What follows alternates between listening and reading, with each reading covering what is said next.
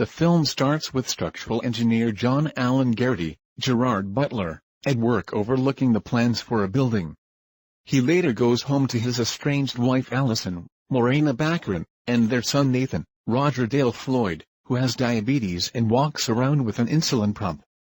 Although things are tense between John and Allison, they do their best to stay cool for Nathan. The big story in the news is Clark, a comet that is supposed to be passing over the Earth.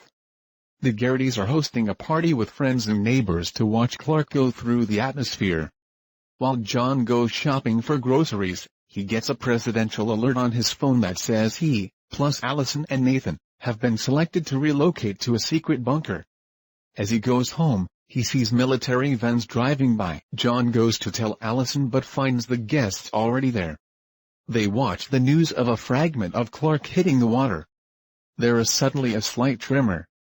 When John goes outside, he is hit with a massive shock wave. He runs back into the house to hear the news that the fragment has hit the state of Florida, and a video shows the devastating impact and ensuing shock wave.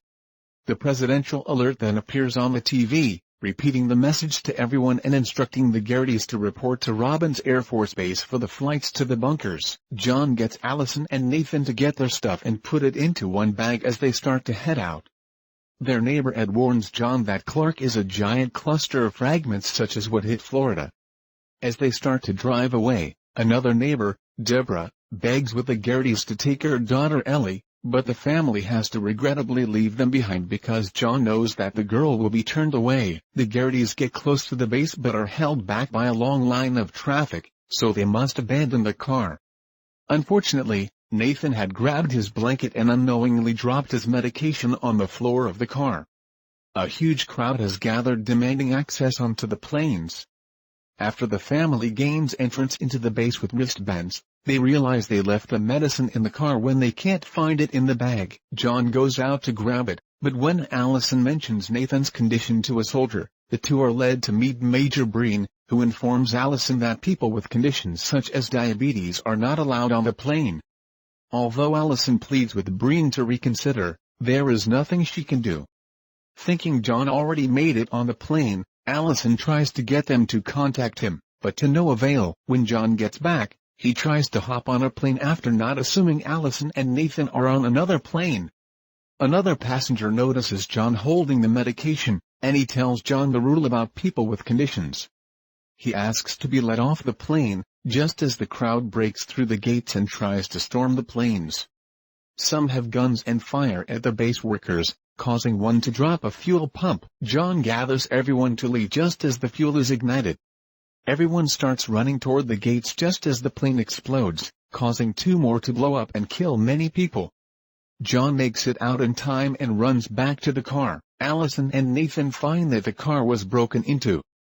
She leaves a note for John telling him to meet them at her father's house in Lexington. John finds the note and follows. Allison takes Nathan to a store that is being looted to get medicine for him. Gunmen soon storm the place and open fire on several people. Allison makes her way to the front until a man stands in front of her. She pleads for Nathan's life and the man lets him go. She catches up with a woman named Judy and convinces her husband Ralph to drive them, but only as far as Knoxville. John proceeds on foot through the city, where he comes across more looters and a view of more Clark fragments passing through the sky. He stops by a rooftop party to try and get a reception to call Allison. They briefly talk before the call is dropped. Allison chats with Ralph and Judy, dropping that her family was selected but denied entrance. Ralph then appears to come up with a plan and pulls over to try and get Allison out. She fights him but is ultimately overpowered and has her wristband left behind as Ralph and Judy kidnap Nathan. Allison walks in despair for a while until a family in a minivan pulls over to take her to the airport, as she knows that's where Ralph and Judy are headed. John comes across a truck full of people heading toward Canada after the driver agrees to drop John off in Lexington. Another passenger, Lucas, antagonizes John after learning he got selected, thinking that only America-born citizens should have been selected. He demands the wristband from John and starts to fight him, along with his buddy Micah. The fight causes the truck to swerve off the side of the road, leading to a crash. John fights off Lucas and Micah until he drives Lucas's hammer into his skull. He leaves, horrified. Ralph and Judy have reached the base where they try to pass Nathan off as their son with the wristbands to gain entry. Nathan tells the soldier that he's been kidnapped, and he goes with the soldier while the couple are taken into custody. He is brought into a medical camp right before Allison makes it there. A soldier helps her go through a few tents before she is reunited with Nathan. The following morning, John walks into an empty neighborhood and breaks into a house for food and water.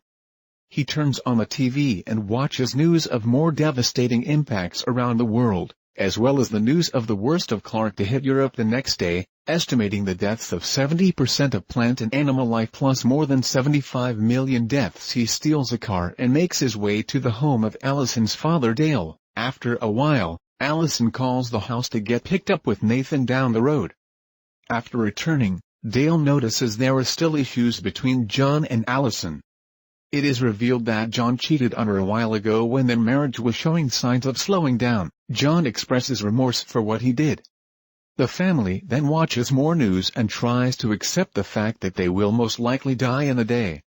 John then remembers what Colin told him about the planes going to Greenland, and he resolves to try and make it there in time. They offer Dale a chance to go with them, but he chooses to stay in his home and accept his death. The Garrity's leave in Dale's truck and head to Canada. They get as far as upstate New York when they hear a radio report of molten debris incoming. Fireballs start raining down on cars and people. John leads Allison and Nathan to hide beneath an underpass. He even helps a man trapped in his car get to safety. After everything settles, the family continues their trip and makes it to the runway just as the plane starts to take off. John blocks the plane with his truck until the pilot steps out to confront John. He tells the family that the plane is full, but John tells him to only take Nathan and Allison. However, Allison convinces the pilot to let all of them on board. The plane makes it to Greenland just as another fragment hits the coast and sends a shockwave that causes the plane to crash. Both pilots are dead, but the main one gestures to John that another plane is landing nearby, meaning the bunkers must be nearby. John leads his family and the other passengers toward the air base and are all led underground as the last of Clark is about to hit very soon. The Garritys embrace each other as the impact is felt. 9 months later, other stations around the world start to make contact with Greenland. The atmosphere has started to clear from the radiation, allowing the survivors to step out into what remains of the world. The Garritys join them as they rejoice at the sight of birds flying by. Don't forget to support our channel by like the video and subscribe for more movies. Thanks for watching.